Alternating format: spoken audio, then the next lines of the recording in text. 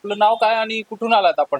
माझं नाव दिलीप बेरकर आणि मी शाहू चौकामध्येच राहतो. आणि किती वर्ष झालं इथं खरेदी करताय? 40 वर्ष झाली असतील.